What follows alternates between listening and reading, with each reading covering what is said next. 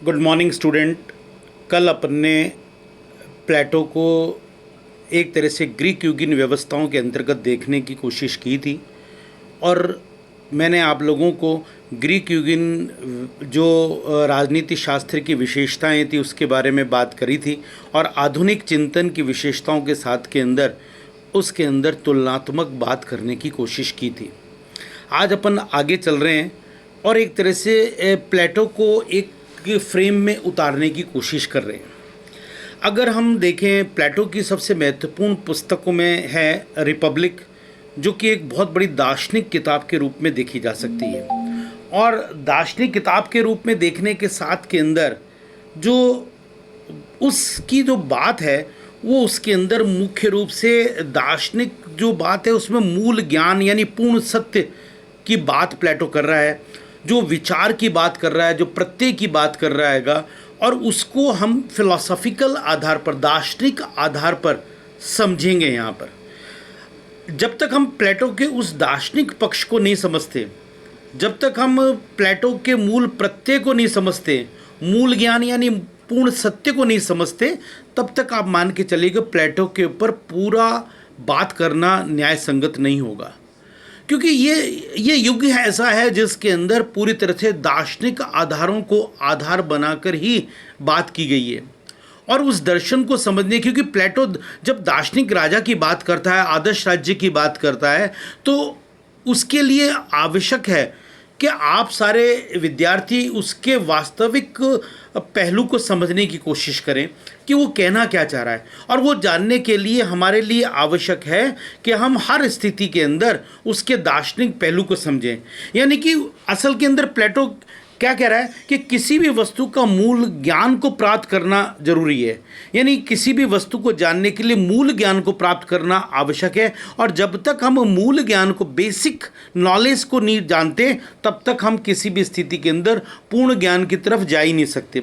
और इसी के आधार पर वो कहता है कि किसी भी वस्तु के बारे में पूर्ण सत्य का ज्ञान प्राप्त करना प्रत्येक व्यक्ति के लिए आवश्यक है। हम खाली निचले स्तर के ऊपर, एक छोटे लेवल के ऊपर या एक धरातल के ऊपर ज्ञान प्राप्त करके रह जाएं तो किसी भी स्थिति के अंदर वो पूर्ण सत्य का ज्ञान प्राप्त हो ही नहीं सकता। हमें पूर्ण सत्य के ज्ञान प्राप्त करने की बात करनी चाहिए। और इसीलिए वो कहता है विचार या प्रत्यय ही सृष्टि का मूल तत्व है। कितनी इंपॉर्टेंट बात है।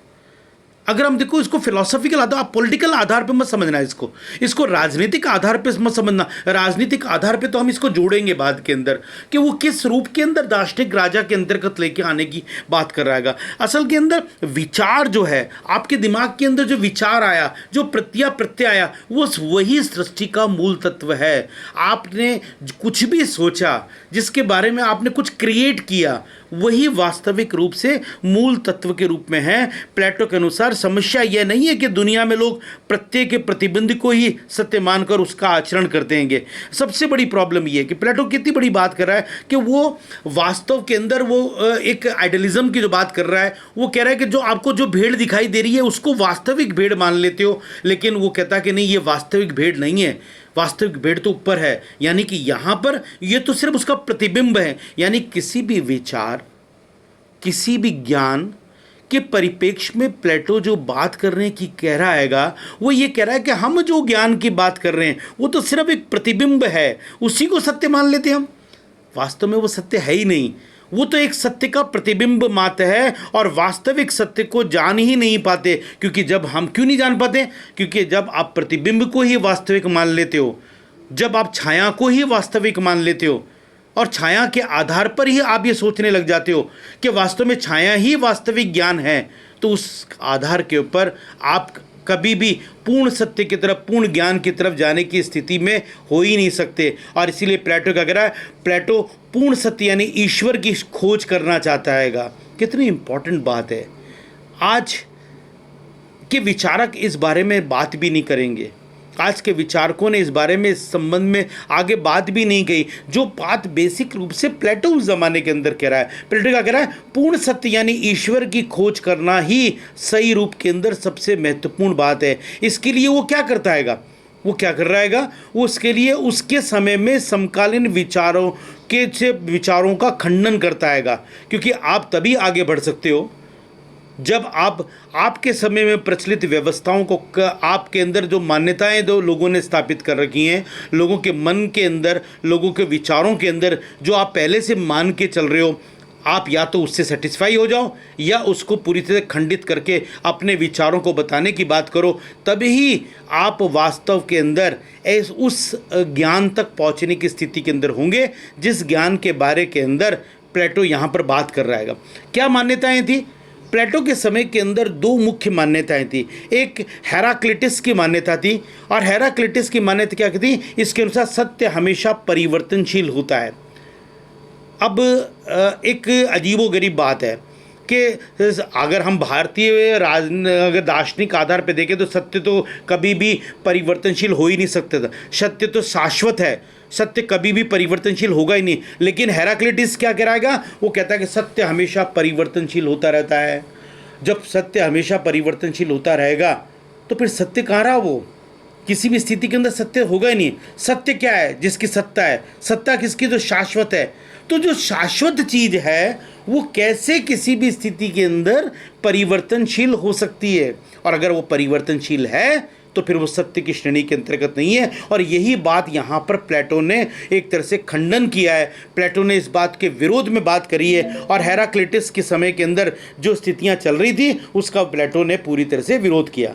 दूसरा, पैरामिंडिस क्या कहता है? सत्य हमेशा स्थायी होता है।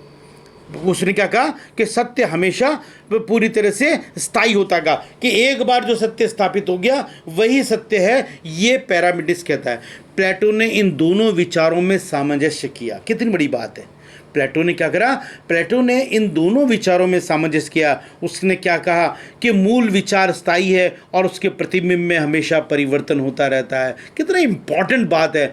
अगर आप इसको समझने की कोशिश करोगे, अगर आप देखने की कोशिश करोगे तो बड़ा ज़बरदस्त तरीके का विचार है। वो क्या कहा? बेस जो बेस है, आप समझना इस बात को, जो बेस है वो हमेशा स्थायी होगा। यानी प्लेटो ने स्पष्ट रूप से कहा कि मूल विचार कभी नहीं बदलेगा।